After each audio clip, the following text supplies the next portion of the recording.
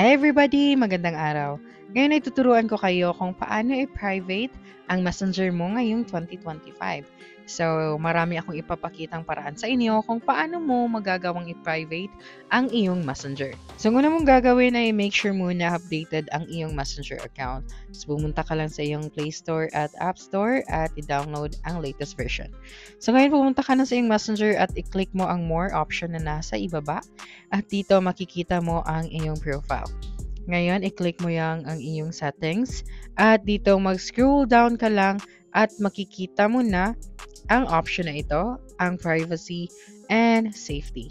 So, i-click mo lang yan. Tapos dito ay makikita mo na ang security. So, magsisimula tayo dito sa app lock.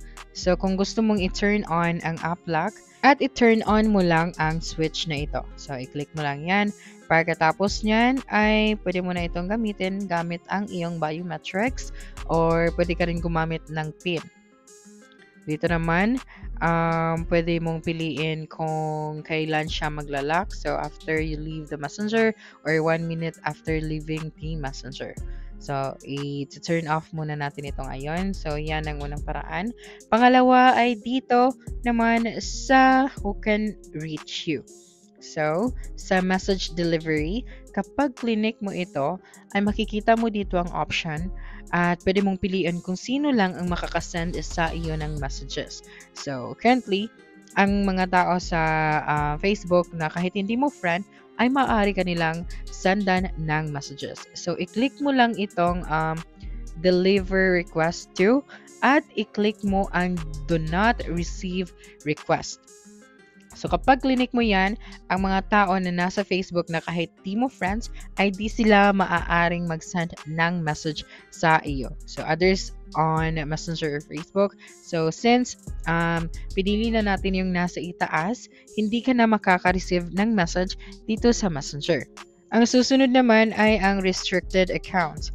So, kapag clinic mo ang restricted accounts or ang black accounts, dito mo makikita lahat ng accounts na blinak mo. Ngayon, kung may specific na user ka na ayaw mo talagang makausap, pwede mong i-click itong add option na nasa itaas at piliin ang user na iyon na gusto mong i-block. So, pumunta ka lang dito at i-search mo ang user na iyon or pumili ka sa mga user na andito.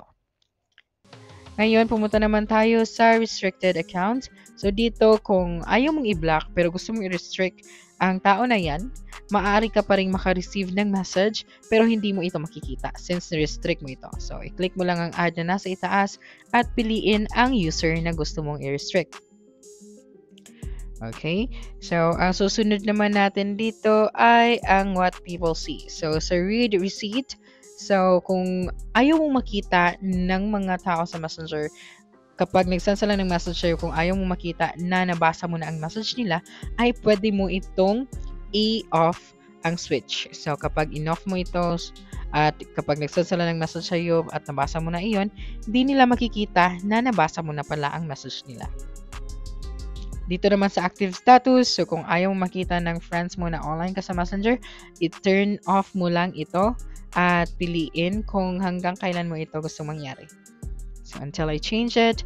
At pagkatapos yan, dito naman sa story controls. Ito ang pinakahuli. So, i-click mo lang yan.